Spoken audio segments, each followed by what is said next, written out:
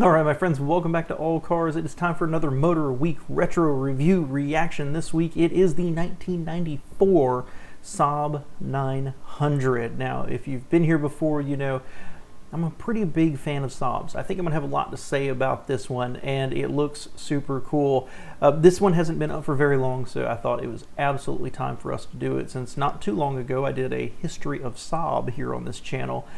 Be fun to see how this is. So please, my friend, grab your beverage of choice and let's sit back and take a trip down memory lane to when Saab existed. MotorWeek is made possible by Lucas Oil, Auto Value and Bumper to Bumper, and TireRack.com. You know, our staff has always been fond of automobiles built by Saab. For years, they combined the performance and luxury that we expect in a fine European car with their own unique, sometimes quirky personality. When General Motors became part owner of Saab's automobile division, some feared that these cars might lose that special character. Well, fear not. We've just driven the all-new Saab 900, and we're happy to report that a Saab is still a Saab. Well, and I'm glad they brought that up right up front. That's one of the reasons this one caught my eye is at the end, not really the end, but towards the end of Saab's life in the 80s, and GM bought into them. And history will show that GM proceeded to wreck them in the attempt to move their sales up and compete more directly with BMW, for example. And one of the big mistakes they made later was doing away with this body style. Now, certainly from the 70s, the Saab 90, then the 900, and then into the 93 later, this body style really became iconic, literally in its own life, right? And I love it. I absolutely love it. I love how it looked narrow and that long hood and that kind of weird profile and a hatchback. And what's good about this car is GM got involved, but Saab was still allowed to do it. And it might be a little bit of heresy, but in spite of the fact that I hate GM was involved in what was going to happen, I love this body style. It's just much smoother, much more smoothed out than the previous ones. I don't dislike the previous ones. I don't dislike the older body styles, but this one really speaks to me. Let's keep going.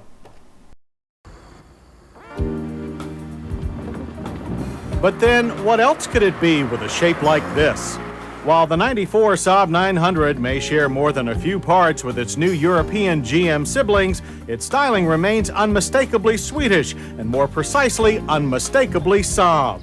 The new ultra-smooth sheet metal sits atop a heavily revised opal platform with 3.3 inches more wheelbase, but front and rear overhang have been reduced, so the new 900 is almost 2 inches shorter than the old car.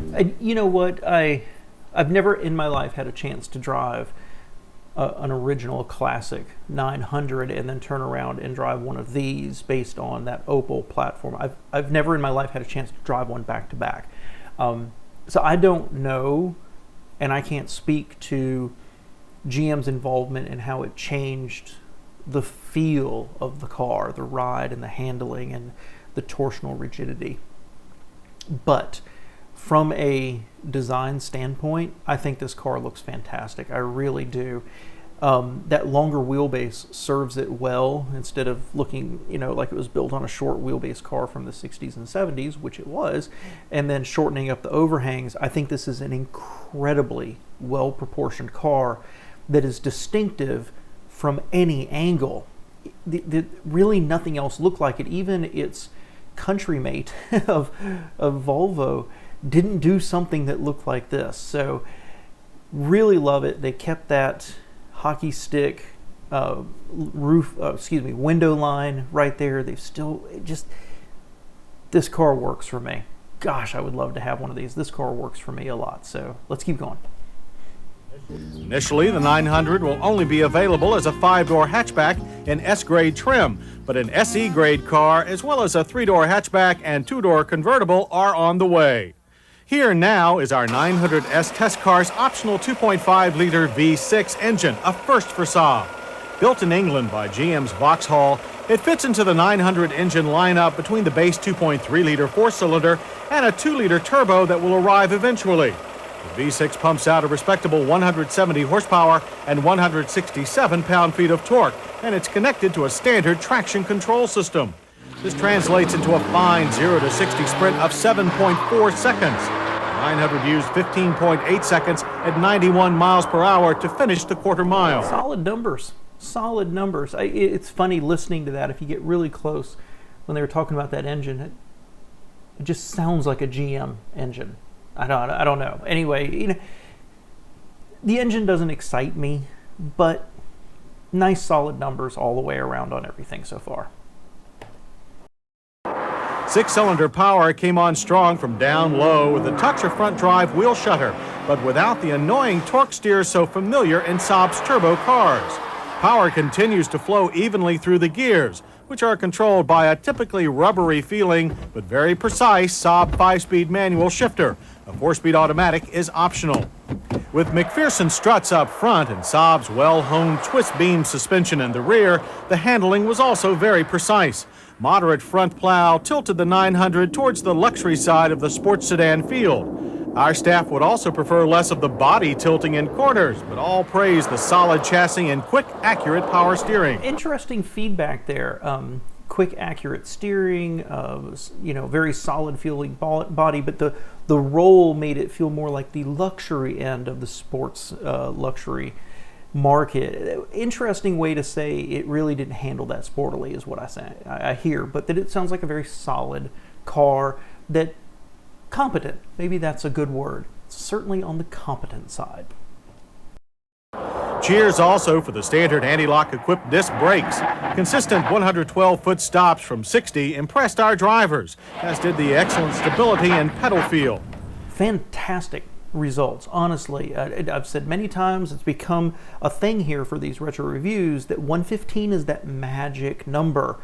But not only does this beat 115, which may have something to do with the atmospheric conditions at the time, we don't know, but it does it without any drama. Nosedive, right? But there's no lockups, there's no swerving, one tire doesn't start smoking, just performs well. And so far, I would say that kind of defines everything about it, that it accelerates strongly, it gets quick enough, it goes through the slalom pretty darn well, if not, BMW 3 Series Sporty, and it stops great with a body that feels rigid. This is the definition of a competent car. Honestly impressive, understated, but impressive, and heck, that might be a good description for Saab. And I'd like to say one more thing about that V6. While I don't love it that it's a GM power plant in the car, that probably fits the nature of this being on the more luxury touring end of the sports sedan than that turbo with its on-off switch of a turbo. I'm thinking that V6 probably just has a little bit more of the right character for this car. Out on public roads, the 900 impressed again with a smooth luxury car ride and commendable fuel mileage. EPA estimates are 18 city and 25 highway, and we managed 25 miles per gallon. And while performance may be sharper, the latest 900 has retained the user-friendly feel that has kept Saab owners coming back year after year. Saab interiors have always combined comfort with unique features, and the new 900 continues the Trollhättan tradition. Saab's heritage as an aircraft builder is retained in the all-new dash, with efficient and ergonomically correct control placement. Traditional Saab crash protection features are bolstered by standard driver and front passenger airbags. While the firm bucket seats provide plentiful support, comfort amenities like a telescoping steering wheel and adjustable seatbelt anchors are also standard, as is the very Saab floor center console mounted ignition lock. And a new black panel feature that allows you to shut off all dash lights except the speedometer to minimize night driving distractions. Less unusual but very welcomed are the large switches for the filter-equipped CFC-free heat and air conditioning system, as well as the standard cassette stereo. The rear seat offers substantial headroom and 3-point seat belts for all 3 passengers, as well as a 60-40 split seat back. So let me dive in here to the interior real quick. Bluntly, I love it. I like the design of the dashboard. I like, the material quality here, firm seats. For 94, you keep hearing things that I keep finding myself thinking about. I don't think that's standard on other cars. I don't know how many other cars would have had that and that and that and that. This feels like an extremely well-equipped car with Saab's traditional focus on safety. I don't know off the top of my head how many cars in 1994 had a driver's side airbag, a passenger side airbag, a tilt and telescoping steering wheel, cabin filter, CFC-free air conditioning. Just a really impressive collection of equipment on this car. Feels out of date to us with our infotainment, but really pretty impressive. It's just all kind of subdued. It's just there. No need to throw your hands up and shout about it. It's just there. Now, I will say, as much as I love this interior, and look at how deeply scalloped out the doors are there to give you room and that door handle. And it's just dark. I mean, I've said it many times. I live in the South. It's hotter than heck normally. A black interior, a black dash with black carpet, just too much.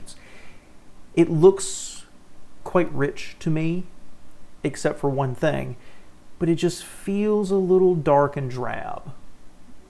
And that one thing is the boot around the gear shifter, that rubberized boot, instead of having something that looks more leather and more luxurious.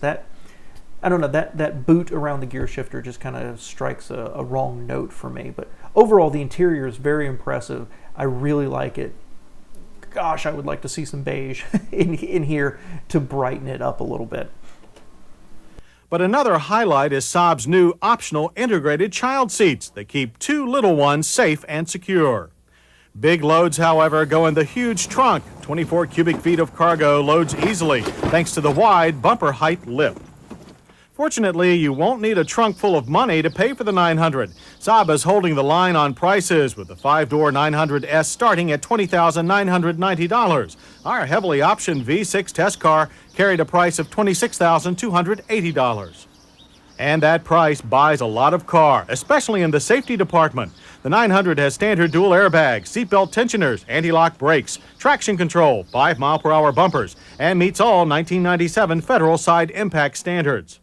But safety is only a small part of what keeps Saab 900 lovers devoted to these distinctive cars, even as they have evolved light years from the 1968 Model 99.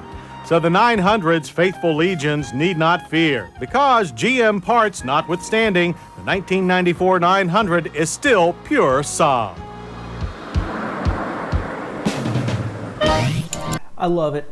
I absolutely love it. And I'll lean into you if you're more of a Saab expert than I am, whether the change to GM engines and platform ruined the car and ruined the literally bulletproof reliability that old engine had.